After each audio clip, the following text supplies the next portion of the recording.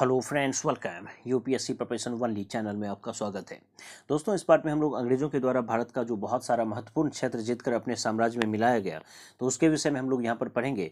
और बंगाल, पंजाब और अवध, इन तीन क्षेत्रों के विषय में यहाँ पर हम लोग देखेंगे। इससे पहले मैसूर और जो मराठा वाला रीजन है उसको हम लोग देख चुके हैं। तो आपको पता होना चाहिए कि मुख्य रूप से 5 ऐसा भारत में बहुत बड़ा बड़ा साम्राज्य था, बहुत बड़ा बड़ा क्षेत्र था जिसको वो जीतकर अपने राज्य में मिलाया। जिसमें बंगाल, जिसको सबसे पहले मिलाया, तो बंगाल, मैसूर और मराठा क्षेत्र, ये तीन, और उसके बाद पंजाब और अवध, इन 5 क्षेत्रों को जीतकर अपने साम्राज्य में अंग्रेज मिलाया। और इससे जो है पूरी तरह से भारत का नियंत्रण उसके हाथों में आ गया। तो यहाँ पर हम लोग मैसूर और मराठा वाला क्षेत्र कवर कर चुके हैं। पिछले वीडियो को आप नहीं देखें तो ज़रूर देखिए। इस पार्ट में सबसे पहले हम लोग बंगाल वाले हिस्से को कवर करेंगे। तो आपको यहाँ पर दिख रहा होगा, बंगाल में पलासी का एक युद्ध हुआ था 23 जून 1757 ईस्वी को। पलासी का युद्ध 23 जून 1757 ईस्वी को। सिराजुद्दौला उस टाइम बंगाल का नवाब था, और उसके और जो गवर्नर था, अंग्रेजी गवर्नर था, ब्रिटिश गवर्नर क्लाइव, तो इन दोनों के बीच ये युद्ध हुआ था। तो पलासी का युद्ध जो है उसमें मीर जाफर की विश्वासघात की वजह से सिराजुद्दौला हार गया। हालांकि हारने की वजह सिर्फ विश्वासघात नहीं, बल्कि जो प्रशिक्षण है उसका भी अभाव था। लेकिन कुल मिलाकर एक बहुत विशाल संख्या में जो सैनिक सिराजुद्दौला के पास था, उसको क्लाइव की कुछ गिनी चुनी बहुत कम संख्या की सेना जो है वो हरा दिया।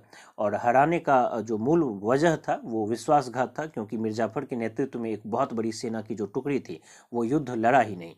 तो कुल मिलाकर पलासी का युद्ध जो है सिराजुद्दौला हार गया, और बाद में तत्काल तो वो भाग गया और बाद में मारा गया। तो पलासी का युद्ध आप याद रखिए 23 जून 1757। लेकिन इसके विषय में आपको ये भी ध्यान रखना होगा कि चूंकि इस युद्ध में अंग्रेज अपने छल कपट से जीता था, तो वास्तविक उसकी उस शक्ति का परीक्षण नहीं हो पाया था। तो उसके बाद बक्सर का युद्ध 1764 ईस्वी में हुआ, और इस युद्ध में वास्तविक रूप से अंग्रेजों के द्वारा जो है भारतीय शासक को पराजित कर दिया गया अपने शक्ति के बल पर। और ये जो युद्ध है 1764 ईस्वी में चूंकि हुआ, बक्सर का युद्ध, तो उस समय जो बंगाल का नवाब था यहाँ का, उससे पहले मीर कासिम था। तो मीर कासिम जो है वो भाग कर जो है अवध के नवाब शुजाउद्दौला के पास चला गया। तो कुल मिलाकर जब ये भागा तो उस समय ये बंगाल का नवाब नहीं रहा। उस समय बंगाल का नवाब नजमुद्दौला था। और मीर कासिम जो है नजमुद्दौला के ठीक पहले बंगाल का नवाब जरूर था, लेकिन जब ये युद्ध हो रहा था बक्सर का युद्ध, तो उस समय बंगाल का नवाब नजमुद्दौला था, क्योंकि मीर कासिम जो है ये भाग कर चला गया था अवध के नवाब शुजाउद्दौला के पास। और शुजाउद्दौला के ही पास जो मुगल सम्राट थे शाह आलम द्वितीय, वो भी शरणार्थी के रूप में वहीं पर जीवन व्यतीत कर रहे थे। तो इस तरह से इन तीनों का जो एक ग्रुप है उसके द्वारा जो है बक्सर का युद्ध लड़ा गया। तो बक्सर के युद्ध में मुख्य रूप से मीर कासिम, अवध के नवाब शुजाउद्दौला और मुगल सम्राट शाह आलम द्वितीय, इन तीनों के द्वारा जो है ये युद्ध लड़ा गया। और उस समय अंग्रेज सेनापति हेक्टर मुनरो था। हेक्टर मुनरो से ये युद्ध हुआ था। पलासी के युद्ध में क्लाइव खुद नेतृत्व किया था, और बक्सर के युद्ध में जो है हेक्टर मुनरो यहाँ का नेतृत्व किया। और इस युद्ध में जो है फाइनली हार गया ये तीनों ही जो है सेना, ये हार गया। तो यहाँ पर आपको यही ध्यान रखना होगा कि सिराजुद्दौला जो है उसके जैसा कमजोर शासक नहीं था अवध का नवाब शुजाउद्दौला। अवध का नवाब शुजाउद्दौला उस समय काफ़ी मजबूत स्थिति में था, और बहुत ही अच्छी स्थिति थी, शक्तिशाली शासक था उस टाइम का। उसको पराजित कर देने का मतलब है कि अब कोई भी भारत में ऐसी सत्ता नहीं बची, ऐसी शक्ति नहीं बची जो अंग्रेजों को चुनौती दे सके। तो फाइनली जो है इस युद्ध के बाद इलाहाबाद की संधि हुई। इलाहाबाद की प्रथम संधि जो है मुगल सम्राट शाह आलम द्वितीय के साथ हुआ, और इलाहाबाद की द्वितीय संधि अवध के नवाब शुजाउद्दौला के ही साथ हुआ।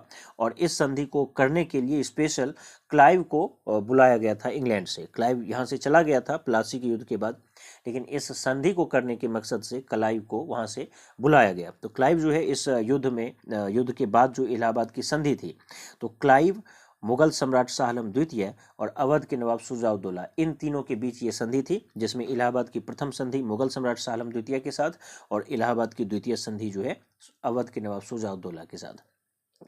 तो इसके इस संधि में क्या और सब प्रावधान था उस पर हम लोग यहाँ पर जिक्र नहीं करेंगे, हम लोग केवल फैक्ट देख रहे हैं, वो भी ऊपरी स्तर का फैक्ट। तो चलिए यहाँ पर जो ऐसा फैक्ट बस देख रहे हैं जो कि आपको एग्जाम में मैच करने के लिए दिया जा सकता है। डीप अगर पूछना हो तो आप अपने कोर वो हिस्ट्री का फिर हिस्सा बन जाएगा। यहाँ पर हम लोग केवल हर सब्जेक्ट से जुड़ा हुआ फैक्ट देख रहे हैं। तो चलिए ये पार्ट कवर हुआ। तो इस तरह से बंगाल को अपने साम्राज्य में मिला लिया गया अंग्रेजों के द्वारा अवध इन दोनों युद्ध के बाद। उसके बाद जो अगला आपको स्क्रीन पर दिख रहा होगा ये है पंजाब राज्य को कैसे मिलाया। तो पंजाब को जो है मुख्य रूप से पंजाब के साथ दो युद्ध हुआ। जो पहला युद्ध हुआ उसको प्रथम आंग्ल सिख युद्ध के नाम से जाना जाता है, और प्रथम आंग्ल सिख युद्ध जो है 1845 से 1846 ईस्वी के बीच हुआ। तो प्रथम आंग्ल सिख युद्ध 1845-46 के बीच हुआ। आपको ये ध्यान में रख लेना होगा कि जो 1857 की क्रांति हुई थी उसके 12 साल पहले जो है प्रथम आंग्ल सिख युद्ध हुआ था। तो यहाँ पर प्रथम आंग्ल सिख युद्ध जो है 1845-46 के आसपास हुआ, और उस समय यहाँ का जो गवर्नर जनरल था लॉर्ड हार्डिंग था। लॉर्ड हार्डिंग यहाँ का गवर्नर जनरल था, और उस समय जो यहाँ पर सिख शासक था वो दिलीप सिंह था। ये अल्पवयस्क थे, लेकिन आधिकारिक रूप से इसी के साथ ये युद्ध लड़ा गया, और बाद में जो है दोनों के बीच संधि हुई। चूँकि पंजाब या सिख हार गए यहाँ पर, तो प्रथम आंग्ल सिख युद्ध के बाद जो है जो दो संधि हुई, एक मार्च 1846 में और एक दिसंबर 1946 में ये संधि हुई।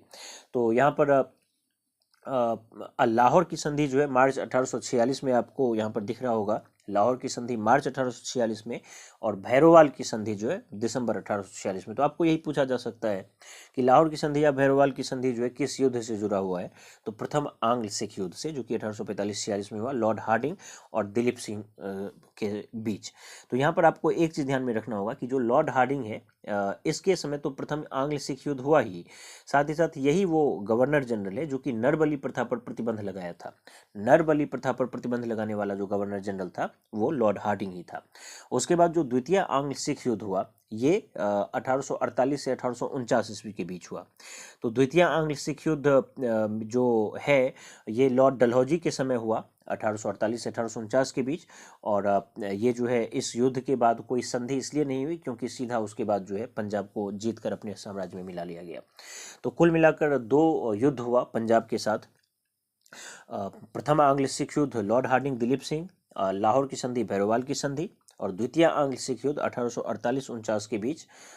यहाँ पर आपको ये ध्यान में रखना होगा कि जो प्रथम आंग्ल सिख युद्ध है उसके 3 साल बाद ही द्वितीय आंग्ल सिख युद्ध हुआ, और लॉर्ड डलहौजी के समय हुआ। डलहौजी वही व्यक्ति है जो व्यापगत सिद्धांत लागू किया, डॉक्ट्रिन ऑफ लैप्स लागू किया, और सतारा, जैतपुर, संभलपुर, बघाट, उदयपुर, झांसी, नागपुर इन जैसे राज्यों का क्षेत्रों का जो पुत्र गोद लेने का अधिकार था उसको छीनकर इन सब क्षेत्रों को अपने राज्य में मिला लिया। साथ ही साथ इसी के शासनकाल में वुड्स डिस्पैच आया था, शिक्षा से जुड़ा हुआ, जो बहुत सारा रिकमेंडेशन दिया गया उस आयोग के द्वारा, और पहली रेल जो है इसी के समय चलाया गया था 1853 ईस्वी में। रेलवे का जनक इसलिए इसको बोला जाता है। तो ये सब कुछ काम जो है इसके समय हुआ था। साथ ही साथ 1853 ईस्वी का जो एक्ट है इसके ही समय इसी के शासनकाल के दरमियान आया था, चूँकि 1848 से 56 के बीच रहा था, और 1853 ईस्वी के एक्ट के माध्यम से ही जो है प्रतियोगी परीक्षा के द्वारा अधिकारियों के चयन की बात की गई। तो ये डलहौजी के विषय में हम लोग देख लिए। तो द्वितीय आंग्ल सिख युद्ध में कोई संधि नहीं हुई। उसके बाद यहाँ पर आपको दिख रहा होगा लास्ट अवध वाला क्षेत्र। तो अवध जो है डलहौजी के ही शासनकाल में अवध को भी अपने राज्य में मिला लिया गया 1856 ईस्वी में। तो उस समय अवध के जो नवाब थे वाजिद अली शाह थे। वाजिद अली शाह जो हैं 1847 से 1856 के बीच ये अवध के नवाब थे। तो 1856 ईस्वी में ही अवध को मिला लिया गया, और मिलाने के पीछे जो कारण बताया गया वो कुशासन था। कुशासन का आरोप लगाकर अवध को अपने साम्राज्य में मिला लिया। तो यहाँ पर आपको यही पॉइंट एक ध्यान में रखना होगा कि जो डलहौजी था ये मुख्य रूप से 3 नीति अपनाया भारत के अलग अलग क्षेत्रों को अपने राज्य में मिलाने का। एक तो डायरेक्ट युद्ध का पॉलिसी अपनाया, जिसके माध्यम से पंजाब को अपने साम्राज्य में मिला लिया, क्योंकि जैसे ही आया तो द्वितीय आंग्ल सिख युद्ध के बाद सीधा युद्ध किया और पंजाब को अपने राज्य में मिला लिया।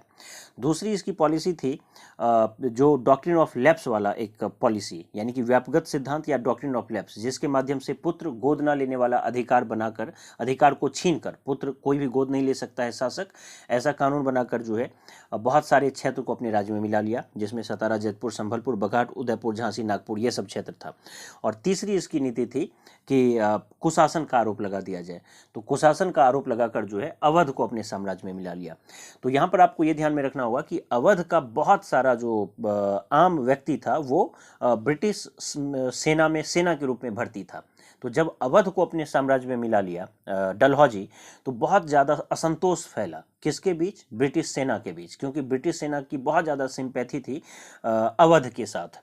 तो कुल मिला के आपको ये ध्यान में रखना होगा कि 1856 ईस्वी के आसपास जो डलहौजी है ये बहुत सारे क्षेत्र को अपने साम्राज्य में मिलाया, पंजाब, अवध, सतारा, जैतपुर, संभलपुर, बघाट, उदयपुर, झांसी, नागपुर। तो इस वजह से पूरे भारत में जो है बहुत ज़्यादा असंतोष फैला और ठीक उसके अगले ही साल जो है 1857 की क्रांति हो गई। तो इस तरह से जो है बाद में 1858 ईस्वी का एक्ट आया और ब्रिटिश क्राउन जो है सीधा भारत का शासन अपने हाथों में ले लिया। ईस्ट इंडिया कंपनी का जो सत्ता है, शासन है, खत्म हो गया। तो कुल मिलाकर हम लोग यही देखें कि अंग्रेज जब भारत आया तो बंगाल, मैसूर, मराठा, पंजाब और अवध, इस 5 बड़े बड़े क्षेत्र को अलग अलग नीतियों के माध्यम से जो है अपने साम्राज्य में मिला लिया और भारत पर जो है अपना प्रभुत्व स्थापित कर लिया। तो निश्चित रूप से इस वीडियो से आपको बहुत कुछ सीखने को मिला होगा। उम्मीद करता हूँ ये वीडियो आपको पसंद आया होगा। धन्यवाद।